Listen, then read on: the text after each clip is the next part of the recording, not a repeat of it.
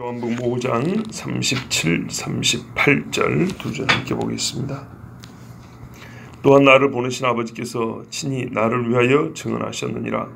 너희는 아무 때에도 그 음성을 듣지 못하였고 그 형상을 보지 못하였으며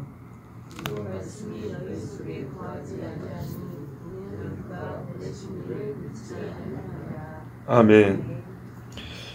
예수님이 세례받을 때 하나님이 하늘문을 여시고 말씀하셨습니다. 성령을 비둘기처럼 보내셔가지고 볼 수 있고 들을 수 있고 그렇게 예수님을 계시해 주셨습니다. 그래서 예수님도 이렇게 말씀하신 겁니다. 나를 보내신 아버지가 나를 친히 증언하신다. 그냥 나를 보내신 분이라고 했더니 지금부터는 이제 아버지라고 이렇게 다시 말씀을 하시죠. 분명히 아버지 하나님이 나를 보냈다는 거고 그 아버지가 아들을 보내고 증언하셨다는 겁니다. 자, 그러면 이 충분한 증거를 아버지가 주셨다면 어떻게 유대인들이 아들을 모를 수가 있고 아들을 부정할 수가 있을까요? 그 이유가 이 37절 중반부부터 나와 있습니다. 너희는 아무 때도 그 음성을 듣지 못하였고 그 형용을 보지 못하였다. 그 형상을 보지 못하였다. 왜 이 말씀이 여기 있을까요? 그러니까는 아버지가 나를 보내고 친히 증언했다. 했는데 너희는 지금까지 아버지의 음성을 들은 적이 없고 형상을 본 적도 없다. 이 이야기가 왜 갑자기 여기 있냐면 이것이야말로 아버지의 증거를 이 사람들이 받고도 예수님을 못 알아본 이유이기 때문입니다. 사실은 중요한 것은 38절에 나와 있습니다. 근데 37절의 이 중반부가 이 38절에 중요한 이유가 있을 수밖에 없는 어떤 전조가 된 것입니다. 무슨 말이냐면 이 사람들은 지금까지 하나님 아버지의 음성을 직접 들은 적이 없습니다. 그 형상을 직접 본 적이 없습니다. 그래서 이 유대인들이 예수님을 배척했냐? 원래는 이것 때문에 예수님을 배척하면 안 되는 겁니다. 무슨 말이냐면요.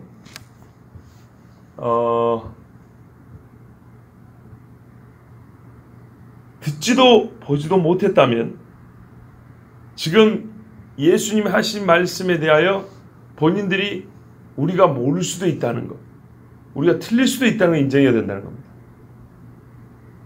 이해가 되시죠? 무슨 말이에요? 그러니까는 너희가 사실은 그러니까는 이것 때문에 예수님을 못 알아본 건데 이 사실을 인정한다면 더 알아볼 수도 있었어요.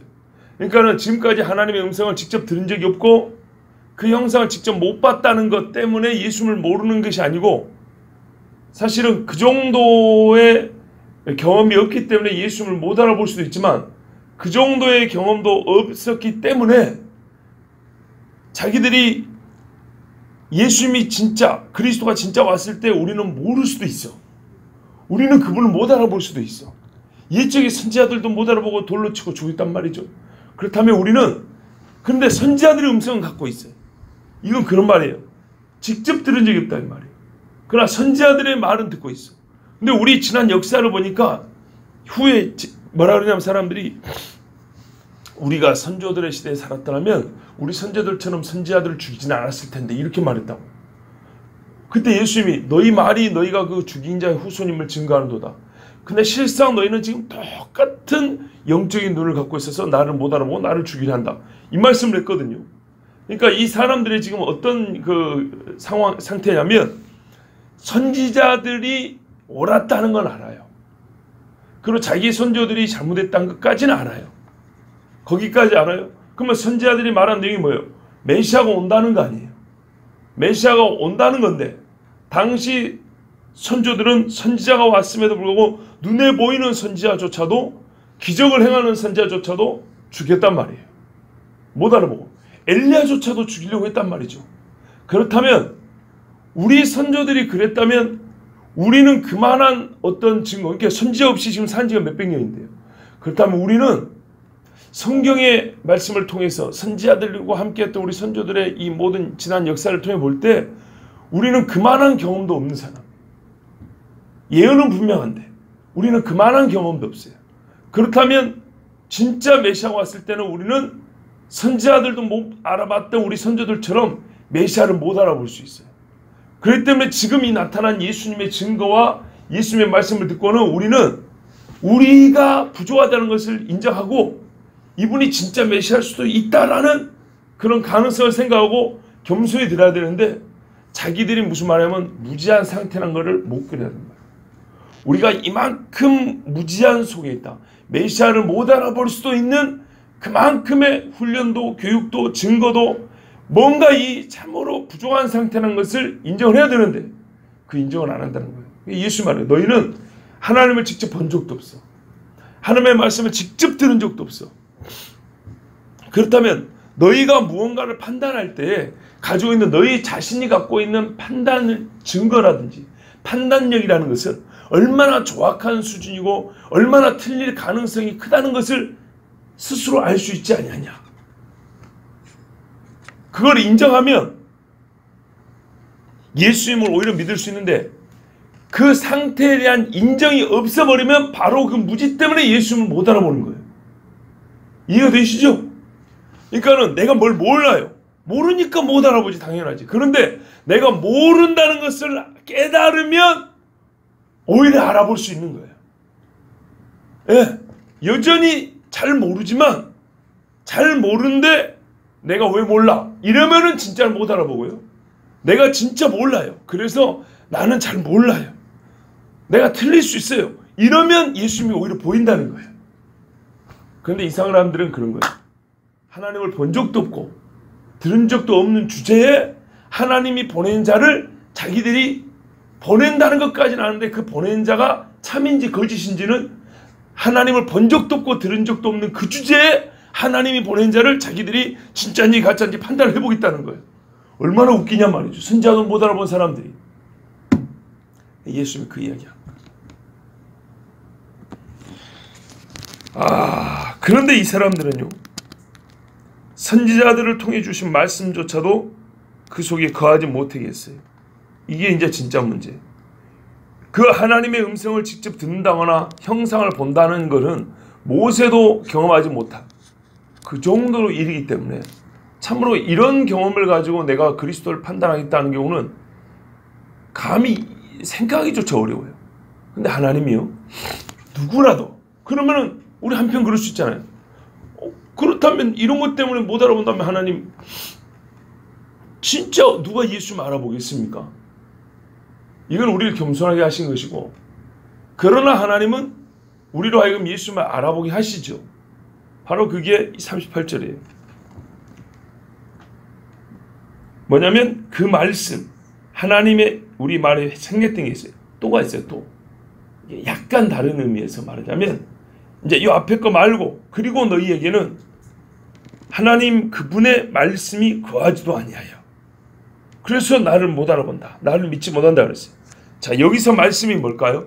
유대인들이 갖고 있는 말씀이라는 건 바로 옛적의 선지자들을 통하여 주신 구약 성경을 얘기하는 거예요. 자, 이제 구약 성경은 보편적으로 주신 말씀이에요. 하나님이 사람에게 자기를 계시하신 일상적인 방식이에요. 우리 요즘에 기독교 선생님과 사서 보잖아요. 일상적인 방식. 예수 믿은 지 50년 된 사람도 성경 좀 바꿔봐야 되겠는데, 그러면은 기독교회 가서 사서 보고, 이제 초신자도 제가 성경 처음 보는데요 하고 하나 추천해 주세요. 그러면 역시 똑같이 사는 거예요. 구약 시대도 마찬가지예요. 선지자들이 앞에 와가지고 말씀 전할 때 몰려든 사람은 애나 어린이나 믿음이 좋은 사람이 약한 사람이 다 들을 수 있었어요. 모세가 애굽에 가서 끌어낸 사람들은 남녀노소 막론하고 모든 유대인들, 이스라엘 사람들, 어린 양의 피 안에 그를 자기 생명을 의탁한 사람들은 다 끌어냈어요. 그런 것처럼 이 성경은 가장 깊고 오묘한 하나님의 계시이면서도 누구에게나 들을 수 있는 일상적인 방법으로 일상적인 도구화를 하여서 우리에게 주신 하나님의 계시라고요. 글로 써져 있지. 그죠? 믿음이 연약해도 읽을 수 있죠. 원하기만 한다면, 귀만 있으면은, 눈만 있으면 보고 들을 수 있는 게 성경이란 말이에요. 자, 이런 이제 아주 일상적인 방법으로 하나님이 주셨어요. 그 아들에 대해서 말씀하셨다는 거예요. 그런데 이제 그러면 이 앞에 거는 없기 때문에 우리는 이런 경험도 없기 때문에 하나님이 자기를 계시하는 방식에 대해서는 우리가 모를 수도 있어. 그렇기 때문에 우리는 좀 겸손하게 받아야 돼. 이렇게 되잖아요. 그러면 예수님을 훨씬 어린아이처럼 알아들을 수 있을 건데. 자, 이런 경험이 없고 이런 겸손한 자들에게 하나님은 어떻게 해주시냐. 근데 이런 겸손한 마음이 없으면 일상적인 방법인 계시도 받아들이지 않아. 근데 그런 겸손한 사람들 어떻게 하냐면 일상적인 방법으로 주신 계시인 성경도 아주 어떻게 해요? 겸손하게 읽어요. 그리고 주신 대로 읽어요. 그래서 성경을 통해서 예수님을 이제 알아보게 되는 거예요. 아시겠죠? 예. 그런 경험은 모든 사람이 하는 게 아니에요. 보통 사람들이 그런 경험을 할 수 있는 게 아니에요. 직접 하나님에게서 뭘 받아가지고 그렇게 우리가 계시받는 게 아니에요. 우리는 그래서 잘 몰라요. 하나님은 은혜 주신 것까지는 확실한데 우리는 그게 어떻게 올지 어떤 방식으로 올지 잘 몰라요. 그래서 우리는 더욱 성경을 봐요. 그래서 성경을 봤더니 어떻게 해요? 이분이 메시아를 알아본다고요. 그런데 이 겸손이 없던 사람은 성경조차도 어떻게 보냐면요, 자기들이 하나님 돼서 봐요. 그러니까 이 성경을 읽고 어떻게 해요? 예수님 못 알아봐요. 그게 지금 오늘부터 나오는 이하의 말씀이에요. 우리가 지금 앞에까지는 뭘 들으면 예수님이 나는 내 자신이 나를 증거해도 충분한데 사람들이 오해할까? 너희가 참 잘 안 받아들이니까 내 밖에서 주어지는 증거를 가지고 나를 증거하겠다 그랬어요. 아버지가 나에게 주신 증거로 하겠다 그랬어요. 그게 첫 번째 뭐냐면 세례 요한 이야기였어요. 두 번째 뭐냐면 하나님이 주신 이 권능, 내가 해가는 권능을 봐라. 이거는 신적인 권능이다. 아버지가 주신 권능이다 그랬어요. 그리고 세 번째 증거가 뭐냐면 밖으로부터 주는 세 번째 증거냐면 바로 성경이에요. 성경. 그런데 이 성경 이야기를 예수님이 37절에 시작하는 거예요. 그러니까 이 38절은 성경을 얘기해서 37절은 도입 부분이고요. 이제 이 도입부터 시작해서 5장 전체가 성경 이야기예요.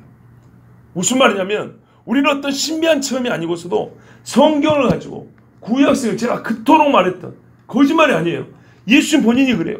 그토록 말했던 예수님 밖에서부터 예수님을 향하여 있는 증거들, 그 중에 최고는 성경이고 그 여기서 말하는 성경은 구약 성경이고 이것이 예수님이 친히 말씀하신 나를 알아볼 수 있는 가장 확실한 증거라고 예수님이 지금 말씀하고 있는 중이에요.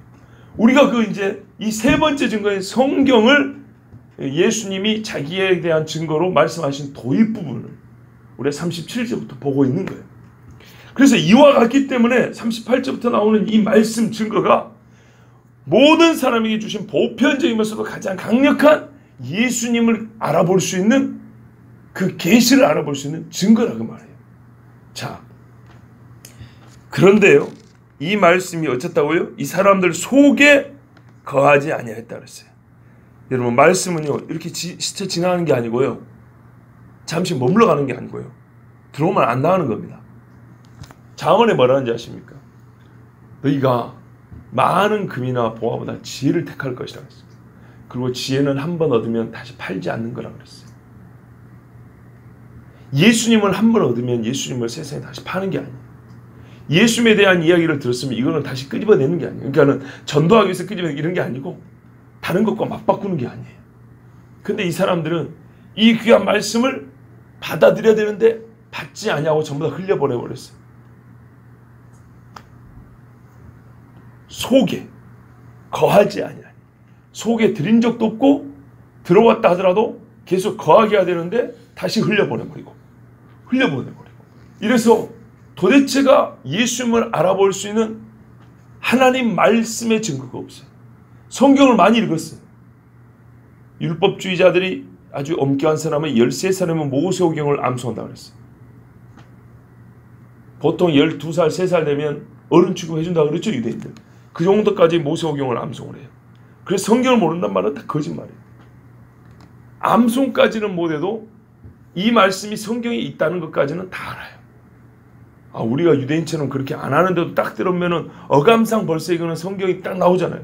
유대인들은 말씀 율법이 그들의 삶의 원칙이에요. 삶의 법이라고 해요. 그렇기 때문에 다 알아요.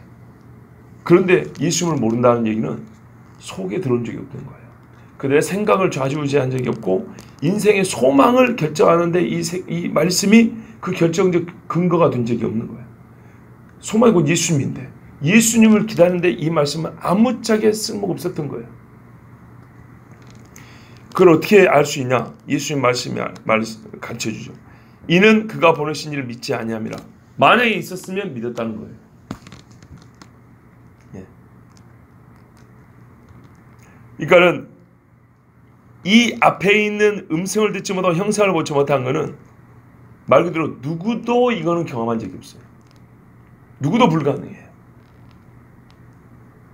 그런 주제에, 우리가 그런 주제에 하나님께서 가장 그만큼 하나님을 직접 볼 수 없는 죄인이고 부정한 인간들이기 때문에, 그 인지 능력 자체가 이 정도밖에 안 되는, 그럴 수밖에 없는 인간이기 때문에 우리에게 충분히 알아먹을 수 있는 말로 기록을 해줘서 언제라도 그리스도가 오면은 이 말씀 때문에 확인할 수 있는 그 말씀을 줬는데, 이 말씀조차도 어떻게 해요? 마음에 두지 않은 거예요. 다 보내버린 거예요. 그걸 어떻게 하냐? 예수님을 믿지 않냐는 것이 바로 증거예요. 왜냐하면 뒤에 나옵니다. 이 말씀이고 내게 대하여 증거하는 것이야. 46절 보세요.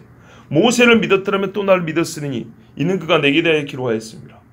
모세를 안 믿었다. 마음에 둔 적이 없어요. 이 말은, 이 기사 말은 모세라는 사람만을 말한 게 아니고 모세의 글을 얘기하는 거죠. 그냥 모세의 글을 믿은 적이 없어요.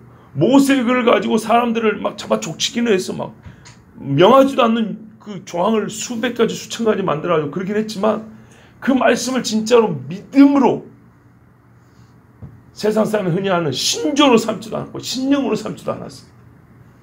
그래 놓으니까 그게 안에서 말하는 예수님을 도대체 알아볼 수가 없었어요. 그게 증거예요. 너희들이 나를 믿지 않는다는 증거가 곧 그 말씀이 너희 속에 없다는 거다. 근데 신명기도 보면 너희가 이 말씀이 너희 속에 있으면 너희가 충분히 지킬 수 있다는데, 아이고 그건 무슨 뜻이에요? 지금 지키고 있는 건 너희 성경과 아무 상관없이 너희가 만든 법으로 지키고 있다, 그 말이기도 하는 거예요. 여러 가지로 성경 한 구절에 우리가 지금 여러 말씀이 서로 비춰주고 깨닫게 되죠. 그런 사람들이 있어요.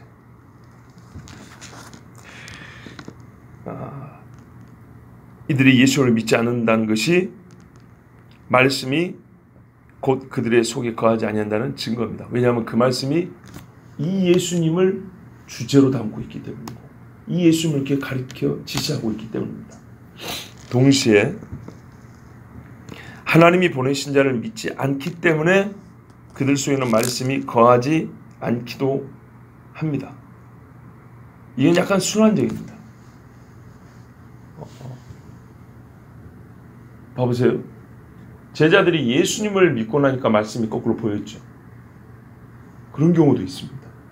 도대체 못 알아먹었는데 마음이 회심을 하고 나니까 예수님을 믿고 나니까 성경에 보였어요. 여기서 말씀의 기능을 잘 알아야 돼요. 이 구약 성경 말씀의 기능은 구약 이게 좀 다른 거네요. 그러니까는 구약 성경이 예수님을 믿으라고 해준 거예요. 믿으라고 해준 거예요. 그리고 예수님을 구약성을 통해서 알아보고 믿을 수 있는 준비를 시켜준 거예요. 아시겠죠? 그리고 이제 예수님을 믿어요. 근데 이 예수님을 믿는 믿음은 이렇게 해서 준비가 된 사람도 믿는 것이고 전혀 준비가 안 된 사람도 갑작스럽게, 이방인도 사도들이 전하는 말씀을 듣고 예수님을 딱 만나게 돼요. 물론 설교의 본문은 구약성의 본문이지만 그거 한 번 가지고 구약성을 다 안다고 할 수는 없잖아요. 이해가 되시죠? 그렇게 해서 예수님을 딱 만나버리면 성경을, 구약을 읽을 때 유대인이건 이방인이건 이게 열려 보이는 거예요. 다시요. 유대인들이 지금 설교하고 있는 중이에요. 너희는 참 나를 믿을 수 있는 좋은 기회가 있고 이미 준비가 하나님이 그렇게 다 해주셨기 때문에 준비가 되어 있어야 되는 거예요. 이 자체가 예수를 믿은 건 아니에요. 아시겠죠? 구약 성경을 가지고 믿음으로 너희는 오리라 메시아를 믿기도 해야겠지만 믿을 준비가 다 돼 있는 거예요. 그런데 안 믿은 거예요. 준비도 안 돼 있었고 안 믿은 거예요. 그렇죠? 그런데 누군가 이 중에 예수님 말씀 듣고 구약 성경을 안 믿었는데 예수님의 말씀을 직접 듣고 그날 그 즉시 이렇게 회심이 되어버렸어요. 그렇게 되면 어떻게 될까요? 그러면 이 사람은 구약 성경이 이제 그때부터 보입니다. 그러니까는 다시 잘 들으셔야 돼요. 이 사람들은 예수님을 만날 수 있는 준비를 하나님이 잘 시켜줬는데 그 자체가 예수님을 믿음은 아니에요. 아시겠죠? 그 자체가 믿음은 아니에요. 믿음까지 가면 좋겠지만 믿음은 아니었어요. 구약성경을 안다 하더라도 예수님 그분을 딱 보고 믿는 거는 보고 믿습니다 이래야 되는 건데, 그런데 이렇게 준비를 하나님이 시켜줬는데 불구하고 지금 현재 유대인들은 그 준비도 안 돼 있더라고 말이에요.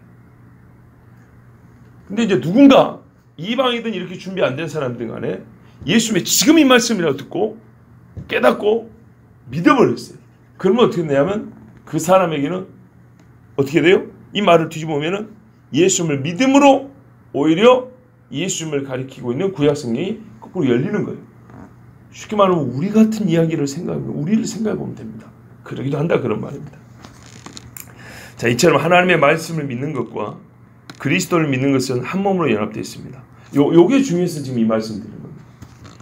누군가가 성경에서 그리스도 예수를 발견하지 못하고 다른 것들만 취한다면, 그러니까 성경에서 나는 윤리를 배웠다, 성경에서 나는 지혜를 배웠다, 성경은 참 좋은 책인 것 같아, 요 정도 이런 사람은 사실 성경 헛것으로 읽은 겁니다.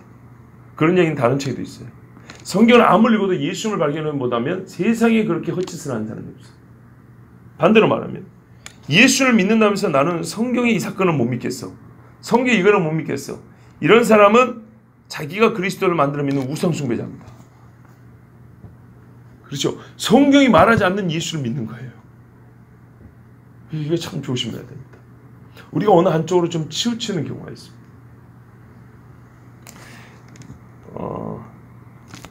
제가 우리 성경론 시간에 말씀드렸는데요, 이 성경을 다시 써야 한다는 사람들, 또는 성경 외에 다른 권위를 주장하는 사람들이 저 로마 카톨릭이 교회 전통을 강조하죠. 이런 사람이라든지 또는 소위 자유주의 신학자들, 성경을 못 믿어서 우리가 성경을 쓰겠다는 그런 사람들만 있는 게 아닙니다. 놀랍게도 아주 복음적인 사람에게도 성경 외에 다른 권위를 주장하는 경우가 있다 그랬습니다. 어떤 경우가 있다 그랬죠? 예를 들면 은사에 완전히 집착한 사람, 은사에 빠져 있는 사람은 예를 들어서 자기가 무슨 예언의 은사가 있는데 하나님이 오늘도 말씀하신 것 같아요. 근데 그거를 붙들고 사는 사람, 그런 것만 붙들고 사는 사람은 마치 점쟁이 말만 듣고 사는 것처럼 성경 안 읽습니다. 그리고 자기가 들었다고 생각하는 것이 성경과 배치된다고 옆에서 누가 말해주면 그걸 무시해버립니다. 성경을 무시하고 자기가 들은 것이 맞다고 생각하고 그렇게 삽니다. 이런 사람들 실제로 성경을 다시 써야 한다고, 성경이 못 믿을 책이라고 그렇게 말하지 않지만 실제 삶에 있어서는 그렇게 성경을 못 믿겠다, 성경의 권위를 무시하는 사람, 성경을 다시 써야 한다는 사람과 실제 있어서는 똑같은 겁니다. 매우 복음적이고 매우 기도 열심히 하고 매우 신앙적으로 뜨거운 것 같은데 그런 경우, 자기가 경험한 것과 자기의 받은 은사, 이걸 아주 강조하는 복음적인 성도는 오히려 성경을 무시하는 수가 있습니다. 또 유대인들처럼 이제 뭐랄까요, 사람의 전통에 빠지는 경우도 있는 것입니다. 이제 거기는 저기 로마 카톨릭 가까운 거고요. 자, 여러분, 아까도 말씀드렸지만 우리는 이 37절부터 시작해서 예수님께서 세 번째 자기 증명에 돌입한 것을 보게 됩니다. 그 성경의 증거입니다. 여러분, 거의 모든 사람이 세례 요한을 만나지 못했습니다. 여러분 만나보셨습니까? 못 만났습니다. 극히 일부가 세례 요한을 만났습니다. 대부분의 사람은 예수님의 역사를 직접 보지 못했습니다. 여러분 못 보셨죠? 나도 못 봤습니다. 그런데 보십시오. 실제로 예수님을 믿게 하는, 그러니까는 이것 때문에 예수님을 믿은 사람이 가장 많아졌어요. 이게 뭐랄까, 제가 말을 좀 그렇게 잘못했는데요. 예수님을 가장 많이 믿게 해요. 예수 믿는 사람을 가장 많게 한 결정적 증거는 세례 요한도 아니고 예수님 하신 기적도 아니고, 물론 이 두 가지가 기록되어 있지만 성경입니다. 성경의 증거로 가장 많은 사람이 예수를 믿게 됐습니다. 그러니까 예수를 믿게 된 계기를 볼 때 제일 많은 사람을 예수님께로 인도한, 예수님을 가리킨 증거는 성경이었습니다. 바로 그래서 예수님이 지금 이야기를 하고 있고 우리 길게 얘기하고 있는 겁니다.